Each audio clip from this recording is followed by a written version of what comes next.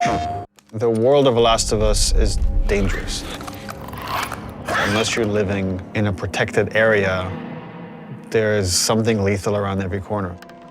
Once you venture out of your home, you're in danger. And where we're taking the story and where we're taking Ellie is like each step of the way, she's putting herself in more and more danger to bring these people to justice.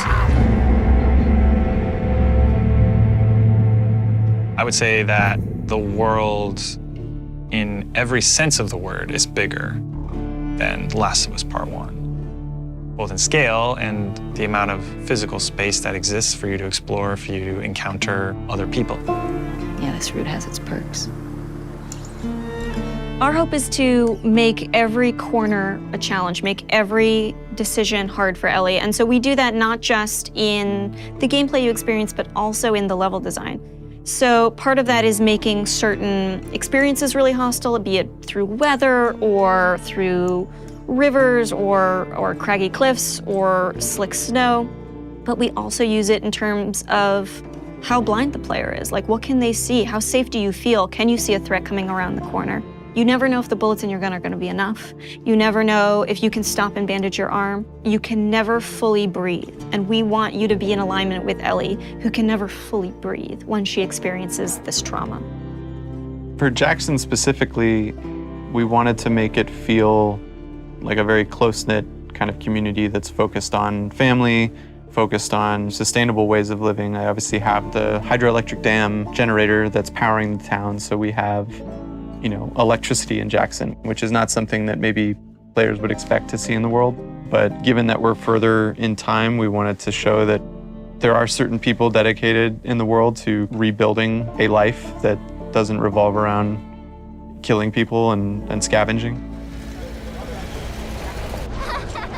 As you walk around the town, you can hear kids laughing. You could see people going into restaurants and eating. And it's a very kind of tranquil town. Now, we know there's all these horrible things happening outside the walls, but they've been able to protect the innocence of this town. Jackson, in many ways, represents what is at stake for our characters, a life of peace and relative comfort, a life where you can fall in love, a place where children can play and it's okay. And I think when we were looking at building out Jackson, it's like, okay, how many of those moments can we represent?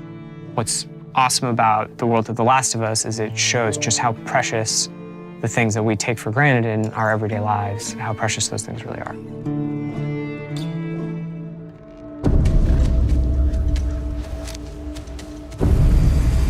Seattle, compared to Jackson, is very different. It's more of a war zone, I would say. Part of the interesting thing with Seattle or the Pacific Northwest is that there's all this rain and all this foliage and wildlife, and it's this very lush area that if someone were to settle down, it'd be a pretty good place to settle down just as far as the kind of fruit you can scavenge, the animals you can hunt. And then because it is so lush, because it is so teeming with resources, is why there are multiple factions trying to fight over those resources. One faction you run into in Seattle is the Washington Liberation Front. When the outbreak happened, the military took some pretty drastic actions and quarantined parts of the country. And this was their way of protecting the population that has survived this horrendous outbreak. And because of that, it led to rise of these resistance groups. And in the first game, we saw the Fireflies. And we heard about other groups, and in this game, we get to see, here's another group that rose called the Washington Liberation Front that was able to defeat the army and thereby take over a lot of their equipment. And they're this very militaristic faction.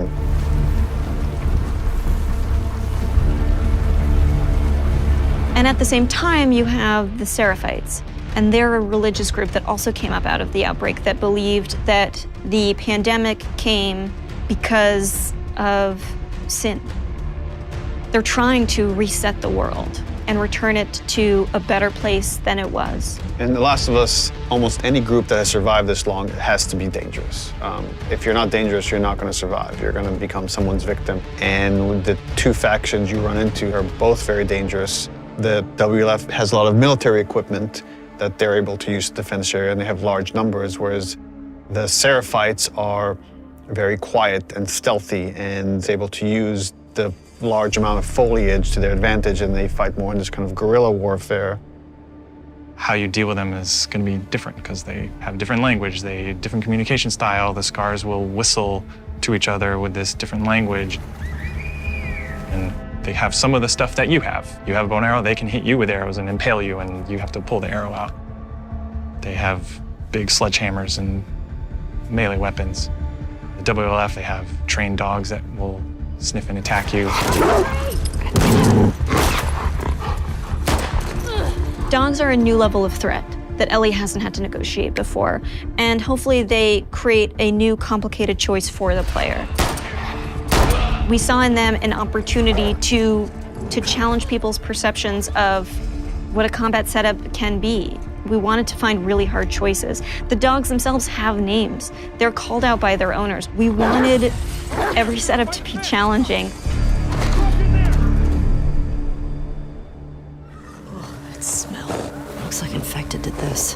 How many do you think it would take to bring down a moose? Infected are still a threat in this world. We wanted to take first our basic classes that we had in the first game and say, okay, what's different about them now? So we'll have scenarios where way more runners, like we can have hordes sometimes of runners coming after you, and it might be about just escaping because the odds are just overwhelming. You know, this thing just keeps mutating. There's certain evolutions of infected that you haven't seen before, certain new classes. There's the Shamblers, which kind of have these exploding acid clouds when you get near them. You're running down a hallway and you have to suddenly make a decision like, oh, do I want to take the damage and go through this cloud, or find some other route, or go back the way I came? And it kind of forces you to, on the fly, kind of make new decisions about how you're going to deal with the threat behind you or potentially in front of you. So again, it's about how do we make fighting against infected intelligent. So when you come on a space, you're listening to audio cues because different classes will make different sounds. If you just go in guns blazing and throw caution in the wind, you could easily get overwhelmed and regret that strategy. That level of uncertainty and instability is something our characters have to carry with them every day as they go out into the world to protect the people they love most. And that threat is banging on their door every day. I really hope you make it.